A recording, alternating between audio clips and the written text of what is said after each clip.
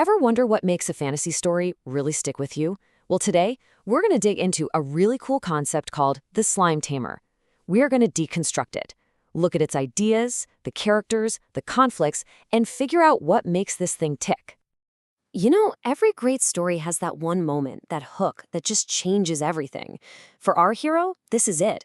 This impossible question whispered into her mind by a creature that's supposed to be, well, completely mindless. This isn't just some random event. It's the sound of this world's rulebook being torn in half. So the setup, it's a classic, right? A total fish-out-of-water story. But it's got this amazing twist. We've got Hana, a girl from our time, suddenly dropped into a medieval fantasy world. And her biggest problem isn't just, finding her next meal. It's figuring out this bizarre, unheard-of connection she has with the absolute lowliest creatures in this new reality. Okay, so let's start at the very beginning, with the foundation of the whole thing. Every story like this kicks off with a simple what if. And the what if here is so simple, but so powerful. What if a modern person, with all our hang-ups and sensibilities, was thrown into a world that doesn't just look different, but plays by a completely different set of rules? I mean, you can just feel the whiplash Hana must be going through. One minute, she's in a city of steel and glass. The next, it's just mud, trees, and wilderness. It's a hard reset on her entire existence. And that dead phone in her pocket? That's not just a useless gadget. It's a symbol. It's proof that her entire world, everything she knows, is officially offline. And this whole setup, this whole premise, drops us squarely into a super popular genre called isekai. It's a Japanese term that literally means different world. And it's such a cool storytelling tool because it taps into this universal fantasy, right? Taking a totally normal person from our world and giving them a chance to be extraordinary in a new one. It's the ultimate wish fulfillment. But look, just being stranded in another world, that's only the beginning. The story really starts to find its soul when Hana builds this incredibly unique relationship, an alliance with the very creatures that everyone else in this world hates and ignores. And this relationship, it doesn't start with a handshake. It starts with absolute terror. But you can see how it grows. First, there's just fear. Then, out of nowhere, they protect her. That act of protection opens the door to communication, which then leads to her being able to command them. It's this incredible earned journey from seeing them as monsters to seeing them as partners. And with Hana leading them, these supposedly weakest creatures start showing their true power.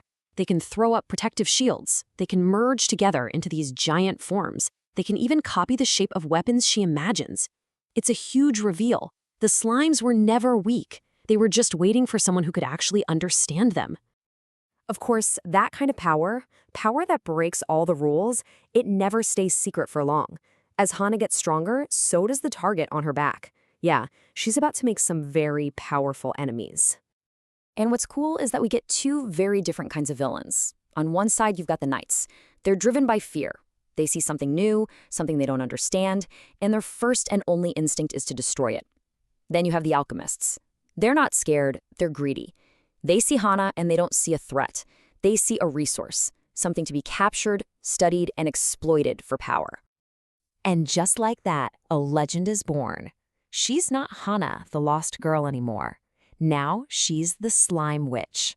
It's a name that makes her a figure of both fear and awe, and it pretty much seals her fate as a major player in this world, whether she wants to be or not. This is where we get to the real heart of the story. It stops being just about survival and action and starts exploring a much, much deeper idea. That real strength can come from the places and the beings that the world has decided are weak. The whole story is basically asking this one question: what is true strength, really? Is it the armor and swords of the knights? Is it the calculating, greedy knowledge of the alchemists? Or, as Hana's about to find out, is it something else entirely? And the answer doesn't come during some big, epic battle. It comes in a small, quiet, and absolutely heartbreaking moment. One of the slimes, one she personally raised from just a tiny droplet, sacrifices itself to save her. This one tiny personal act completely changes the game. It redefines everything she thought she knew about power. And there it is. That's the big revelation. Her real power was never about giving orders. It was about connection. It was about empathy. It was about seeing the life and value in creatures that everyone else had just written off. The entire theme of the story is in that one shift, from seeing them as tools to finally seeing them as family. Okay, so last but not least, you can't have a story like this without the right atmosphere. The whole idea is wrapped up in a very specific vibe, a look and feel built from a careful mix of visuals and sound. So visually, picture a classic fantasy world, but seen through an anime lens. These incredibly lush, magical forests, all washed in cool blues and greens. That magic is amplified by this soft, glowing light, and at night, the slimes themselves actually light up. They're bioluminescent.